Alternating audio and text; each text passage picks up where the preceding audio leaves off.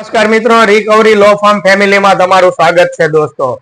ઘણા લોકો એવું પૂછે છે કે જેલ થાય, ક્રેડિટ કાર્ડમાં જેલ થાય, પોલીસ આવે, પર્સનલ લોનમાં આવે, તો બધાથી પહેલા તમારે ઈસીએસ લગાવેલું હોય તો સેક્શન 25 પ્રમાણેનો કેસ કરે, અને જો તમે ચેક આપેલા હોય તો ચેક બાઉન્સ ના એટલે કે કલમ 138 પ્રમાણે ચેક બાઉન્સ નો કેસ કરે।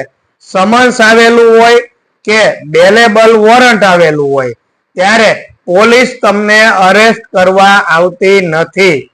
નોન બેલેબલ વોરંટ હોય, NBW નોન બેલેબલ વોરંટ હોય ત્યારે જે પોલીસ છે એ તમને અરેસ્ટ કરવા માટે આવે છે।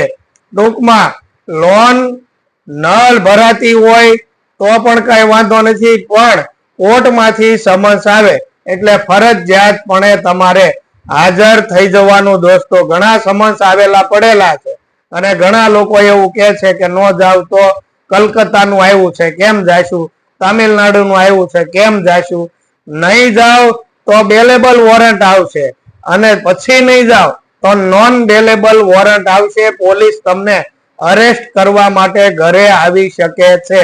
આ બાબત ખાસ અને ખાસ ધ્યાનમાં રાખજો દોસ્તો।